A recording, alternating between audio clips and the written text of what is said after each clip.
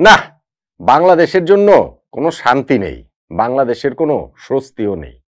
অবশ্য এই ত্রিদেশীয় টুর্নামেন্টের ফাইনালে পাকিস্তান নিউজিল্যান্ড যখন মুখোমুখি, তখন এই ম্যাচ থেকে আমরা বাংলাদেশ ঠিক কোথায় যে শান্তি বা স্বস্তি খুঁজবো তাও একটা বিরাট বড় প্রশ্ন।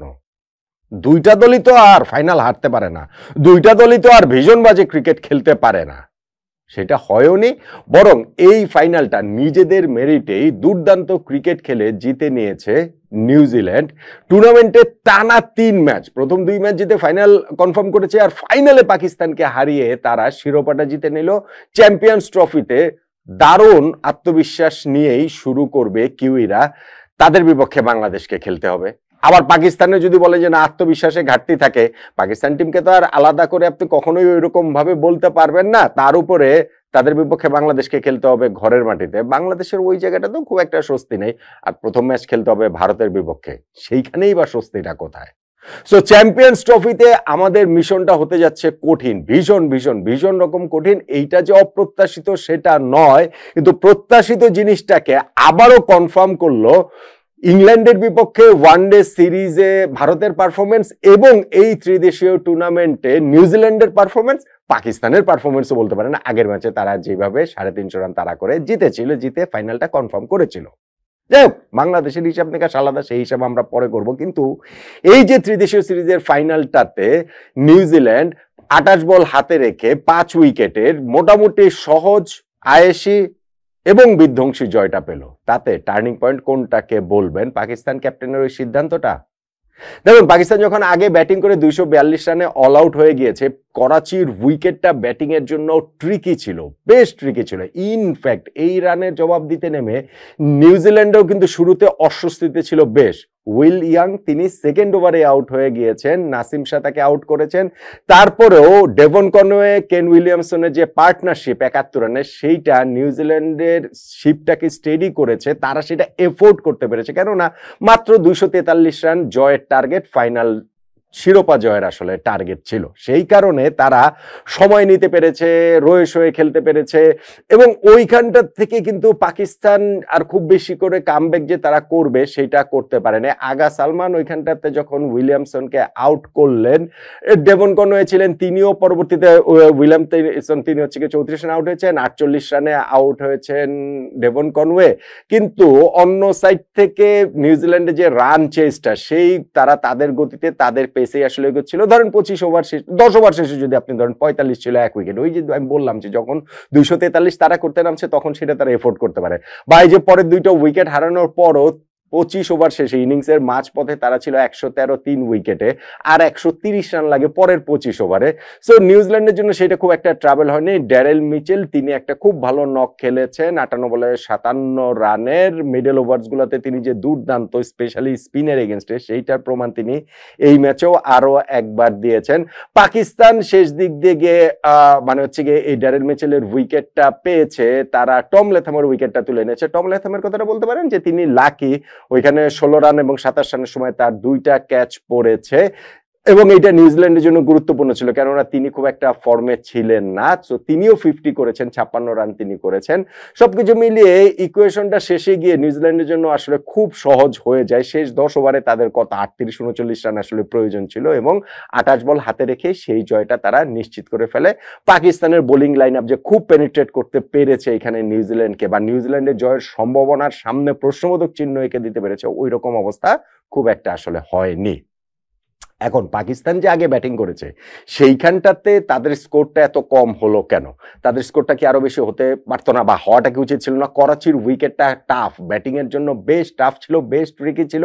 এইটা ইনফ্যাক্ট পাকিস্তানের ওই যে যেটা বললাম যে বোলিং ইনিংসের শুরুতেও সেটা বোঝা গিয়েছে, আর শুরুতে তো সেটা আরো বেশি করেছিল। প্রথম 10 ওভারে তারা 2 উইকেটে 48 রান মাত্র পাকিস্তান তুলেছিল, ফকর জামান এবং সৌদ শাকিলের উইকেটটা হারিয়ে। এবং আপনি দেখেন প্রথম যে 10টা ওভার 60 বল, সেই 60 বলের মধ্যে 48টা ডট বল পাকিস্তানের ব্যাটসম্যানরা দিয়েছে। সো নিউজিল্যান্ডের বোলাররা ওই জায়গাটাতে খুব ভালো বোলিং করেছে শুরুতে, সেটা আমরা বলতে পারি। পাওয়ার প্লের শেষ হওয়ার কিছুক্ষণ পরেই বাবর আজমও আউট হয়ে গেলেন, যিনি এই ম্যাচে একটা মাইল ফলকে পৌঁছেছেন। 123তম ওয়ানডে ইনিংসে 6000 রানের মাইল ফলকে তিনি গেছেন, যেইটা ওয়ানডে ক্রিকেটের দ্রুততম হিসেবে হাশিম আমলার সঙ্গে তিনি এখন হচ্ছে গিয়ে সবচেয়ে দ্রুততম ওই রেকর্ডটাতে তিনি ভাগ বসেছেন। কিন্তু তিনিও যখন আউট হয়ে গেছেন 54 রানে 3 উইকেট পড়ে গেছে।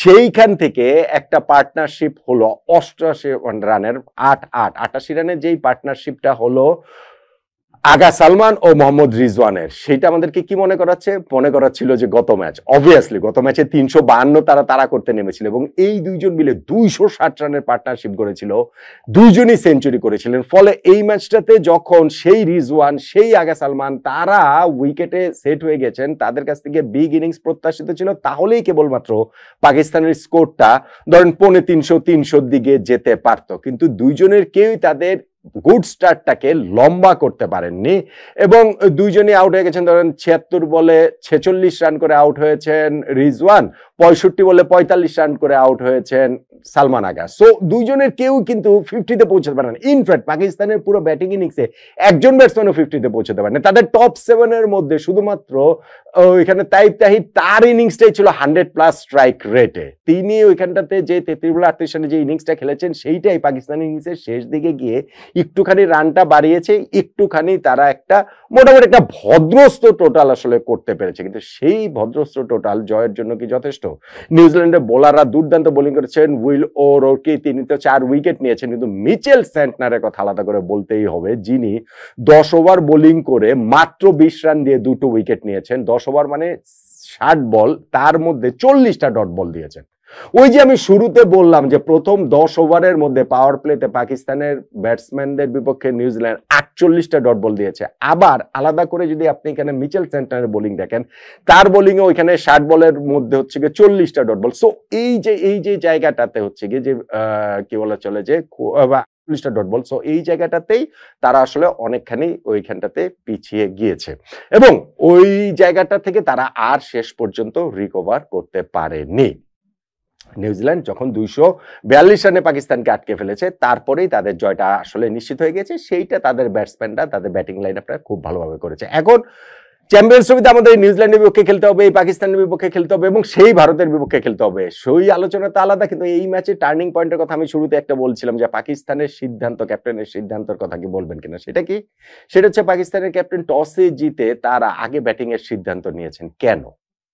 উইকেটটা খুবই চ্যালেঞ্জিং ছিল ব্যাটসম্যানদের জন্য, স্পেশালি নতুন বলে, স্পেশালি শুরুর দিকে।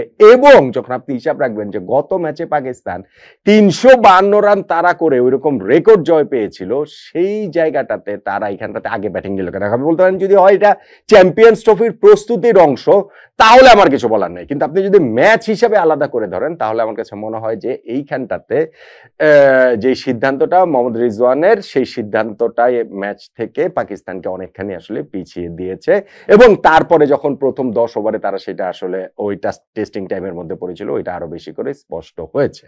সো নিউজিল্যান্ডের যে ত্রিদেশীয় টুর্নামেন্টের শিরোপা জয়, টানা 3 ম্যাচ জয় এবং পাকিস্তানকে 2 ম্যাচে হারানো, ফাইনালে আবার ওই স্বাগতিক পাকিস্তানকে হারানো, সবকিছু মিলিয়ে যে ম্যাচটা হলো সেইখানটাতে নিউজিল্যান্ডে 5 উইকেটের জয়।